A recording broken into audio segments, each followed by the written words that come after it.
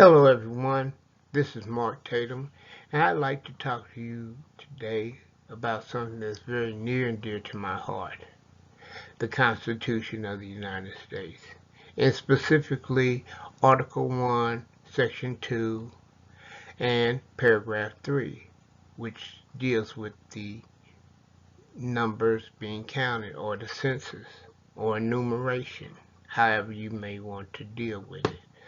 But before we get into that, I'd like you to read a statement as it's here up on the board. Do your numbers really count? If not, they need to. We'll be dealing with the political climate as we have it here now within the state of Kansas specifically, but are going on across the country. Now, as I read in my history books about the Renaissance period, they had certain situations that were going on just like we're going on in our time and day now. Nicholas Machiavelli famously said, politics have no relation to morals. And that's basically what's going on now. One politician will say one thing and do the opposite. They don't believe in climate change. Laws that have been on the books for over 50 years, they're nullifying them, and it's a mess. But what I want to talk to you about is the census. And the census is one of the parts of the Constitution. Now, the Constitution was ratified in September the 17th, 1787. And they had 55 representative delegates from the 13 colonies to come to a convention to write up the Constitution. And within the Constitution, there was an article, as I stated earlier, Article 1, Section 2, Paragraph 3, that states very clearly that representatives and direct taxes shall be apportioned among the several states which may be included within the Union, according to their representative numbers. The actual enumeration shall be made within 3 years after the first meeting of the Congress of the United States, and within every subsequent term of 10 years, in which manner as they shall by law direct. Now, this can be found in the constitutionalcenter.org website. But basically what it's saying is that we have people to represent us in the higher echelons of government.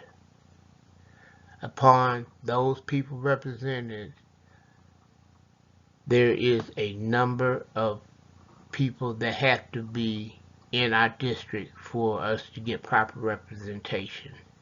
And that was the problem with the 2020 census. Our people have been counted, and some people have been overcounted. But we'll get to this matter later. But dealing with the census, if we get the right funding for the services that we need, it's going to be amazing, because a lot of people are going to be hurting for the next 10 years behind the undercounting of the census. As we can see, the 3rd District of Kansas is what comprises Johnson and Wyandotte County. There had been a 7.5% increase in Wyandotte County between the years 2010 and 2020. There had been a 12.75% increase in Johnson County between 2010 and 2020. And there are some other demographic numbers that we will cover that you can read about, and that's democracydocket.com website. So, but to know that the people have increased and yet still we're being underrepresented, and not only being underrepresented, but there's a term that comes up quite a bit daily, and it's called gerrymandering. And basically, you can read about gerrymandering there. There was a political governor of Virginia whose name was Henry, and he devised a plan to fight off the election of one of the future presidents of the United States by manipulating the map of the congressional district in favor of his opponent, which was another of the future presidents of the United States.